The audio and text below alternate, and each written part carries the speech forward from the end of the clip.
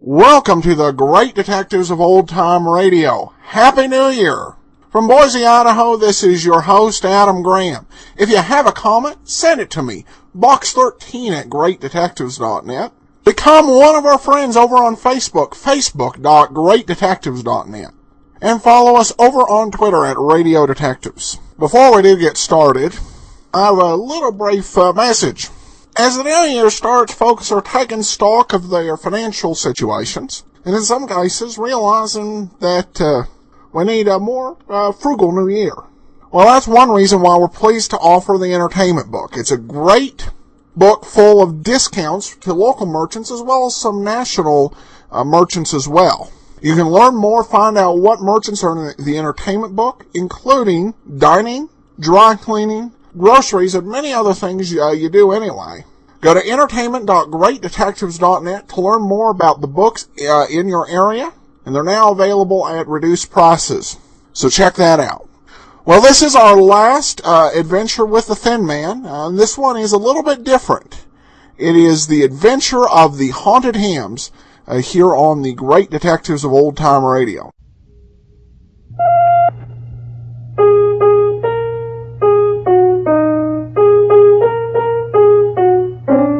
No, Nicky, darling, that's not it. It isn't, Nora? No, it goes like this. 33 fine brews blended into one great beer.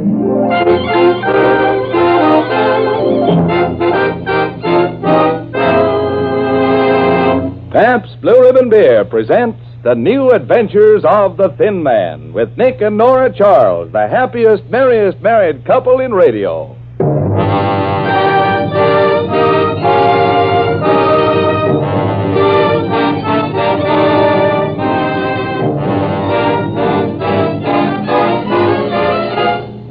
Tonight and every Tuesday night at this same time, that international favorite Pabst Blue Ribbon Beer proudly presents the finest in summertime entertainment. So, sit back, relax, and pour yourself a tall, foaming glassful of blended, splendid Pabst Blue Ribbon while you listen to the stars of our show, Claudia Morgan as Nora and Les Tremaine as Nick, in tonight's adventure of the Thin Man entitled The Haunted Hams.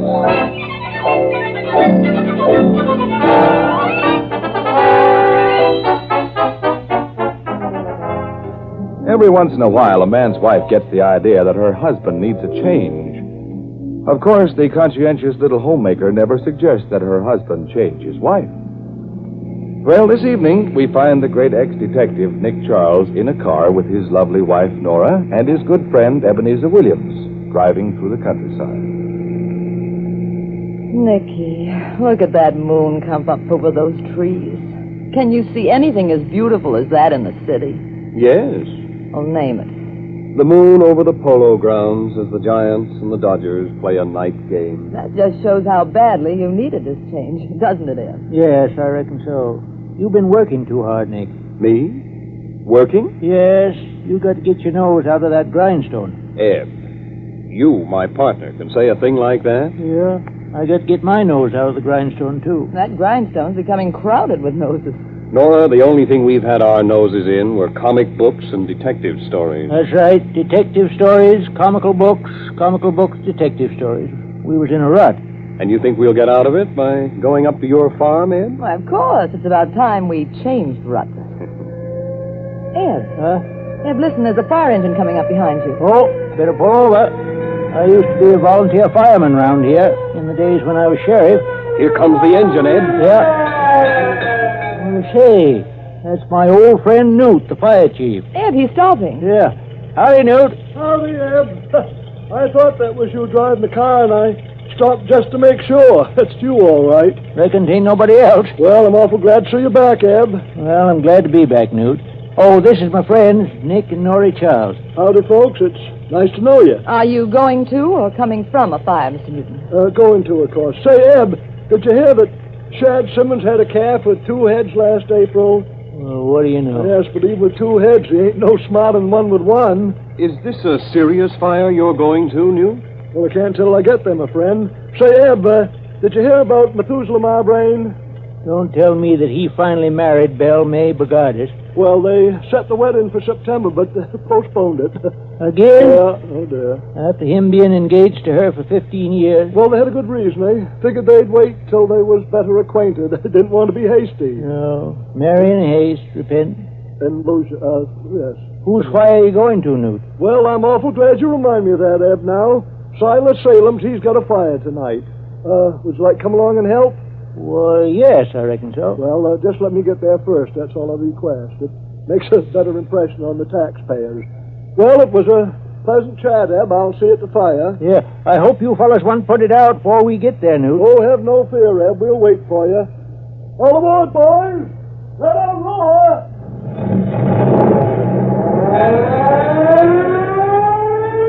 Does he always dash to a blaze like that, eh? Newt? Well, he ain't exactly speedy, but we elected him because he was the only one that can play the tubie in the fireman's band.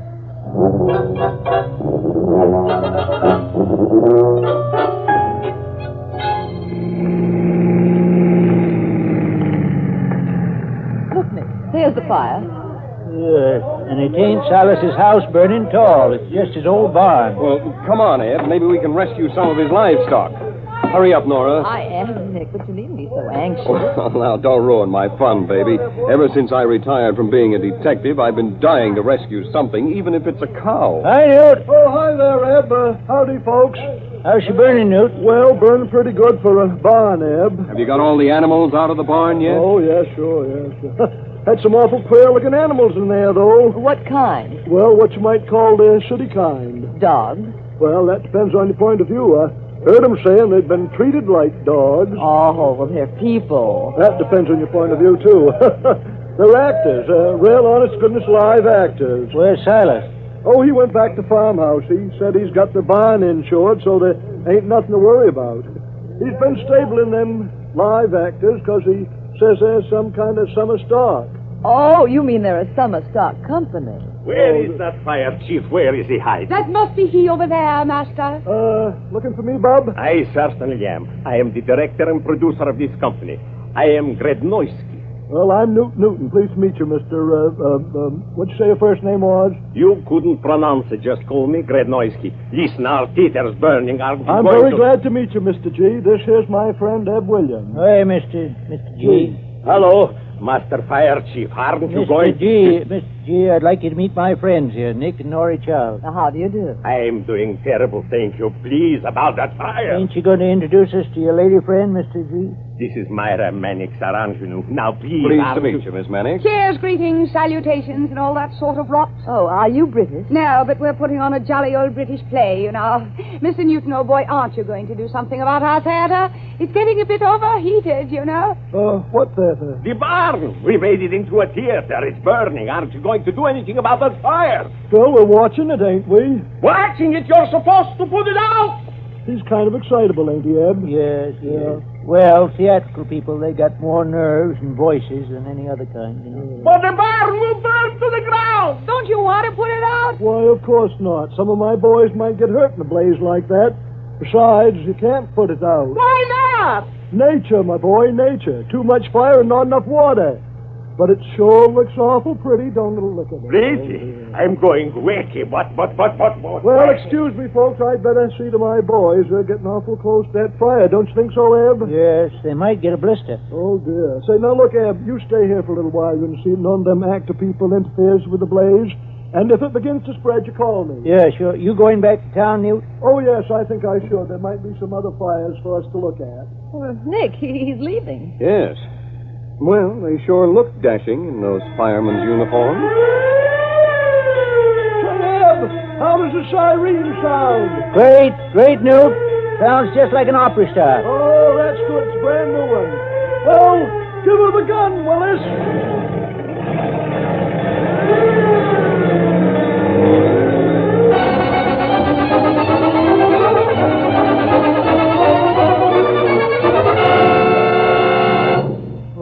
Nick, Nora. That barn's practically burned to the ground now, so I reckon we can go. All right, Ed. But I wonder what poor Mr. Godnoitsky and his actress are going to do without a theater. Ed, you have a nice big barn on your farm, haven't you? Yes, but don't say it so loud. Oh, it's too late. Here comes Grednoisky and his ingenue, and they've got an opening night gleam in their eyes. Don't depart, Mr. Williams. Wait a moment. Yeah, chums, we got great plans for you. Silas Salem says you've got a nice large barn. You great, big, mature Gary Cooper man, you. Oh, I'm only human. And such character in his face, like a ripened Gregory Peck. Where do you keep your barn, and how much do you want for it? Well, I don't know, folks. No, I wouldn't consider renting it. Not unless my business partner here says I should. Oh? Ah, Nicky Wicky. Did anybody ever tell you you're gorgeous? Yes, my wife. Oh, that doesn't count. With me, it does. I can't make up my mind without her advice. Nora. Grednoisky. You adore her. But I do. Would you like to be worshipped? I can make you a star overnight. Well, I'm afraid we're not interested. You see, we came up here to get away from all the excitement and insanity of the city. Madame, wouldn't you like to be a great star? Well, every woman would like to be a great actress, but I'm different. Well, if you won't help us, won't you at least listen to our tale of woe? Tell me, have you ever heard of Floyd Fresnay? Fresnay? Hasn't he something to do with the movie? Why, yes, Nick. He's some sort of big-time agent. He is a movie mogul, and he is backing this company. We are supposed to develop new movie stars, and when he finds out that we have no bar, oh, Myra, weep at them to show them how unhappy we are. You mean no theater, no chance at Hollywood? That's right, Nora.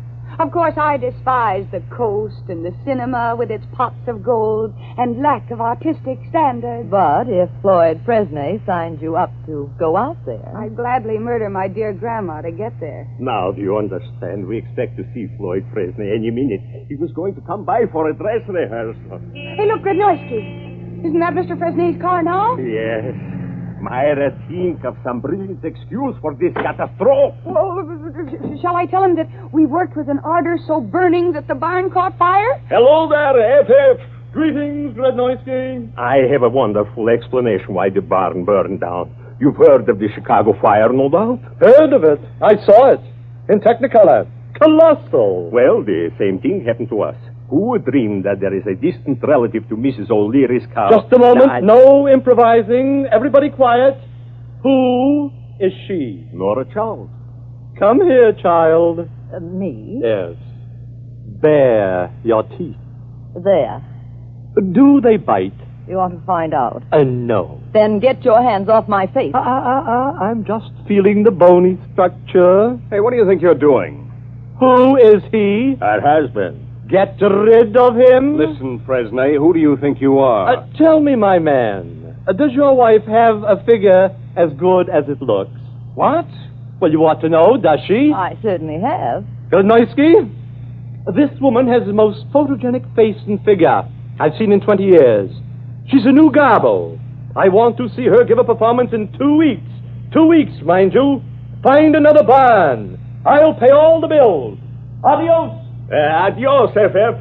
Nora, this is the opportunity of a lifetime. Yeah, and you'll be able to give us all a break. Well, really, Think of it. Your name in life. Platinum swimming pool. Sable underwear. Do you think I'm a foolish, silly girl like all the other girls in the world? Yes. You're patriotic, aren't you? I certainly am. Then think of this. Your income taxes alone will make the government rich. Mr. Godnoitsky, I'd love to help you and your friends, but if you think I ever had any ambitions to be an actress, adored by the world, thrilling audiences, having my name and picture in the papers, just being too wonderful, you're absolutely right. Ev, how soon can we get the cattle out of your barn?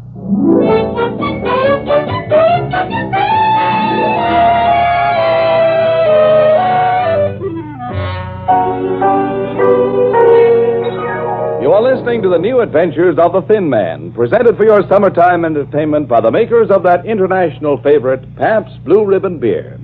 Say, Mr. Orchestra Leader, would you mind blowing that little pitch pipe of yours? Thank you. Now, again, please. And again. That's right. No matter how many times you sound that same note, it's always exactly alike.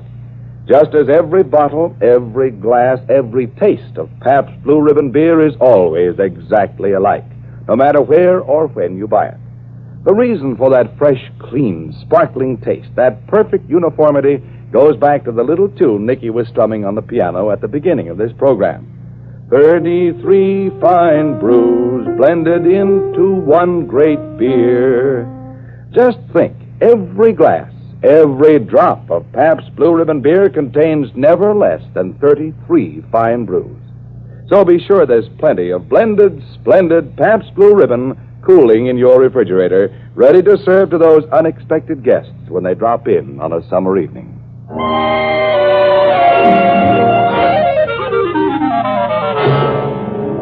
And now for Act 2 of tonight's Thin Man adventure.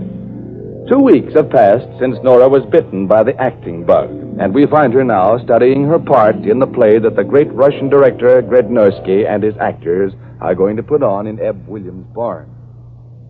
But I do think you're terribly, irresistibly smushing, Lord Cornish Simple Berry. A gay laugh. You think that last ha was a trifle phony, Nick? I think the whole thing's phony. Oh, well, you're just saying that because Grednorsky only gave you a small part and I'm playing the lead. Nora, do you really want to become a movie star? Do you think I'd be acting this silly if I didn't? But, darling, despite Floyd Fresnay, you just can't be a star overnight. Grednorsky thinks I can, and he knows much more about it than you do, dear. And don't talk to me this way. You get me out of the mood. How's that? Sounds like a coloratura soprano gargling with Drano. Nicky, how dare you say a thing like that to me? We're opening tonight. Now, Nora, don't get temperamental again. Well, I've got to be temperamental. Every star's temperamental. And I'm furious with you. Give me something to smash. Here. I collected some old glasses that Eb doesn't need. He says they're good for smashing. Thank you. That's better. Now, but I do think you're terribly, irresistibly smushing, Lord Cornish Simple Berry. Gay laugh, I'll do.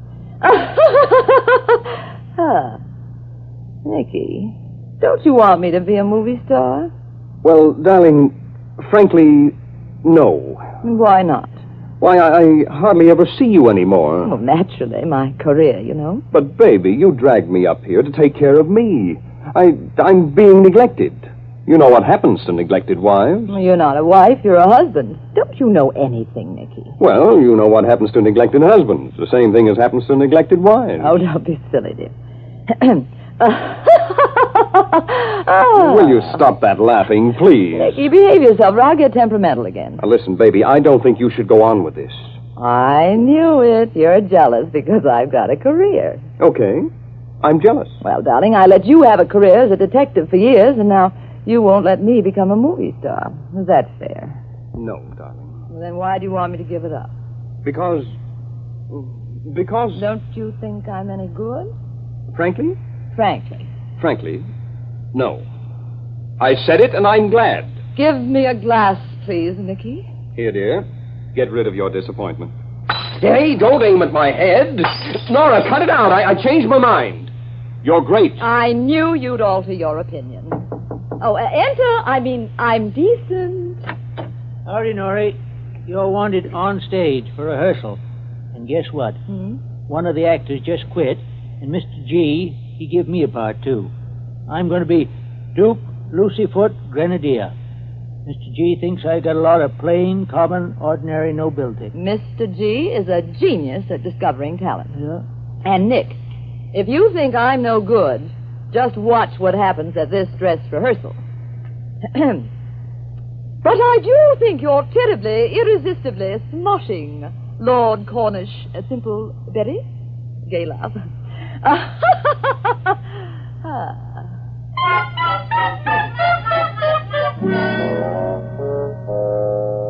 All right, Nora, we will take the big jealousy scene between you and Myra. Now remember, Nikolaus is your latest flame who doesn't burn hot enough. And Ebenezer is your philosophical advisor who hates you and loves you both together. Who said that? Nobody, Mr. G. That's just one of my ducks. I wish I were sure of that. It sounded like someone was whispering Russian insults in a loud voice. Hear that? I taught the duck to talk Russian. Well, that explains it. Come on with the scene. So, you dare enter my home, Penelope? Yes, Lady Chatterlithorpe, to claim that which is rightfully mine. Duke Lucyfoot Grenadier, you have never given me bad advice. What shall I do, my dear Duke? Ebenezer, do you have a cold? No, that's just my cow peeking in the door. Oh, he would make a wonderful actor. Beautiful voice. Proceed. Throw the little scamp out in the gutter, from whence she rose, my dear Lady Chatterlithorpe. Lady Chatterlithorpe, Yes, Colonel Biscay Rendangle? I can bear it no longer. Won't you call me Rumpy Dumpy as you did when we romped in the castle together in our childhood? I will never call you Rumpy Dumpy again.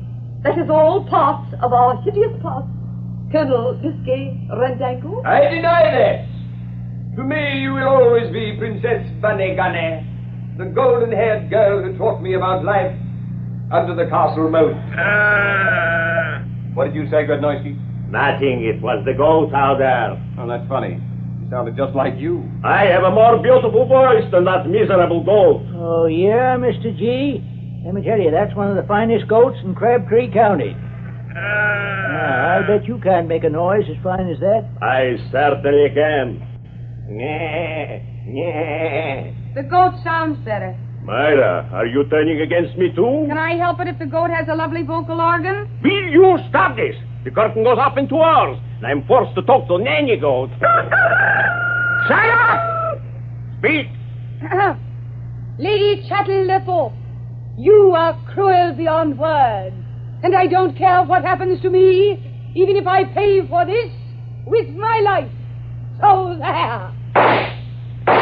Oh! No, that's no way to scream when you're shot. But I was trying to do it with a British accent. Aye, Grednoisky, we'll show you how to make screams with an English accent. Like this. Ah! You see? You must scream like a lady. Ah! Ah! No! Ah! Oh! Oh! Oh! Oh! No! With passion! That's better. That was the rooster. Oh, you think I'm terrible, don't you? You think I can't act as well as that rooster? I didn't say that. Well, you're not much better than that nanny goat. But why do you let those animals come in here and upset me? I hate you all. Nora, darling, come back here. Cock-a-doodle-doo yourself! I'll eat you someday!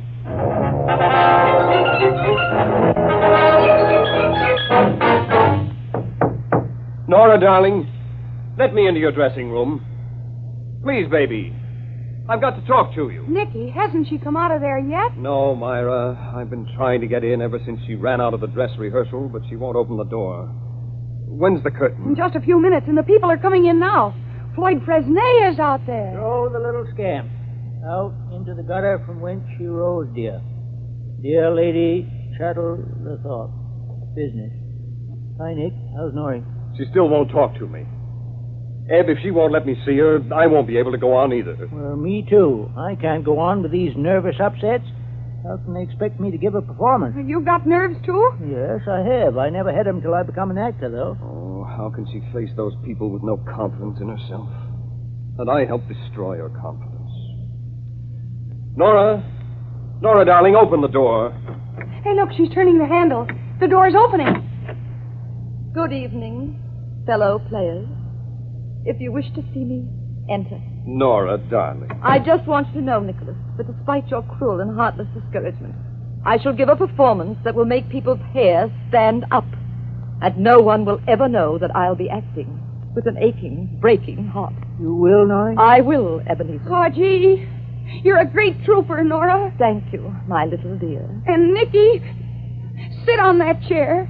Okay, but why? So that I can get on your lap. Like this. Myra, what's the idea? Yes, this is indeed unusual behavior, even for an ingenue. I'm doing it so that he can spank me easier.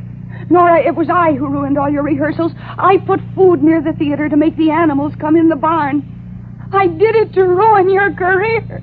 Oh, professional jealousy. And I greased the outside of your dressing room hoping that you'd break your leg. Oh, I've been awful. Because I studied your part and I wanted to play it and go to Hollywood and live in a mink-lined swimming pool. Now spank me, Nicky. It will be a pleasure. Ah, thank you. You don't have to enjoy it that much, Nick. 2 minutes and the curtain goes up, Nori. The house is sold out. Good luck. Well, Nori, we all want you to go out there and show them people what you can do. There are people out there? Real, live people? Hundreds of them. Oh, Nick, catch me. I think I'm dying. Well, Nora, I'm encumbered. I got it. Oh, thank you, Ed. Myra, thank heavens you told me you know my part. For heaven's sake, go out there and play it. What? My dear child, I am going to sacrifice my career for yours. Anyone who wants to live in a mink-lined swimming pool as much as you do deserves to. Yippee! Give me your costumes, Nora. I gotta change. I'll send you a free autograph from Hollywood. Oh! What happened, Myra? Did you break your little neck? No, I slipped on the grease I put there to break your leg. Nora, darling, I think this is wonderful of you.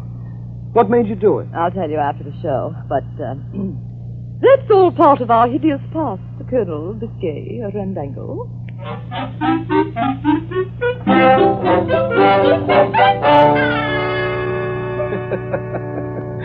Well, I can just imagine Nora telling Nick all about it after the show over a sparkling glass of Pabst Blue Ribbon, the beer that's blended from never less than 33 fine brews.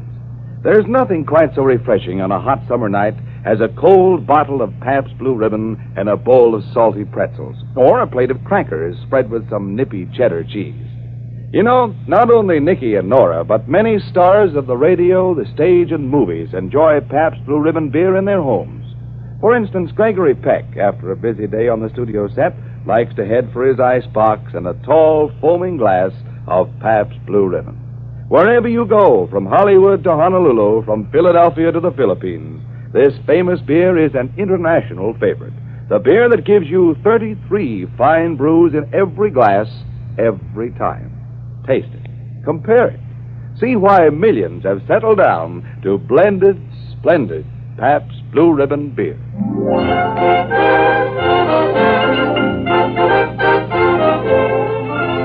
And now for the conclusion of tonight's Thin Man adventure.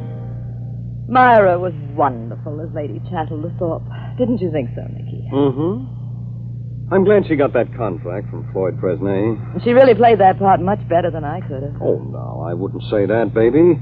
You would have been great in it. You didn't think so this afternoon. I think so now, dear. Oh, yes, when it's safe. Well, Nora, I must confess, what worried me this afternoon was that you might have become a great star and you'd never have time to bother me or drive me crazy. You really mean that, Nicky? Yes, Nora. Well, that's why I gave up my career, darling. I think you're much sweeter than a mink-lined swimming pool. Why, thank you. Mm-hmm. And Nicky? Yes, dear. Oh! Nora, what's the matter? What's wrong? I just wanted to show you I could do that scream properly. Oh! Why, You see? that's wonderful, Nora. The world lost another Helen Hayes in you. I know it, my dear. I know it. But it's no more than any wife can do.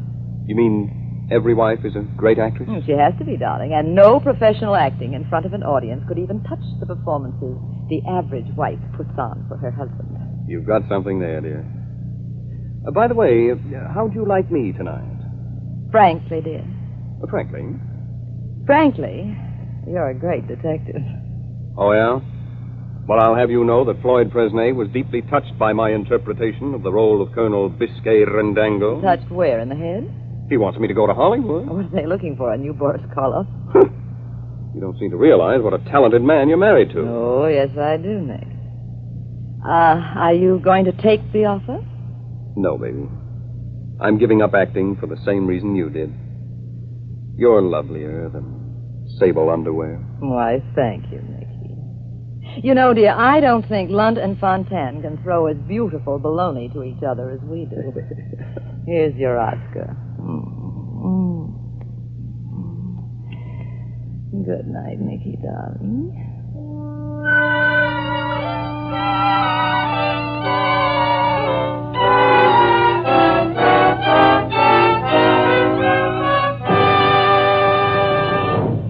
listen next Tuesday night when Pabst Blue Ribbon Beer brings you another happy, merry Thin Man adventure starring Les Tremaine and Claudia Morgan. Next week, the adventure of the multiple marriage, when Nick and Nora acquire a daughter and discover that it's easier to stay married than to marry someone else. The Adventures of the Thin Man is brought to you by the Pabst Brewing Company of Milwaukee, Wisconsin, Newark, New Jersey, and Peoria, Illinois. And this is Ed Hurley saying good night with the best wishes of Pabst Blue Ribbon dealers from coast to coast. Friends, every half hour, 3 people are stricken with tuberculosis. Yes, that's the deadly menace of TB, 1 victim every 10 minutes, 50,000 victims each year. The lives lost through tuberculosis can be saved. The disease is curable. To stop contagion, those ill with TB must be found and treated. The sooner TB is detected, the quicker and easier the cure. Protect your health and your family's health. Have your chest x-rayed today.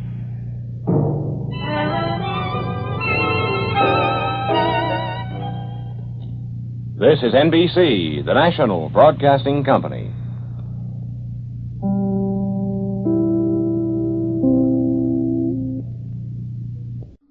Welcome back. Well, this was one of the funniest shows we played here.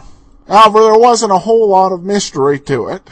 And shortly after the show, after this particular episode, they would begin to integrate more mystery and abandon the process of moving away from the actual detective stories. But still, the title of the show is Great Detectives of Old Time Radio, and Nick Charles, clearly a great detective.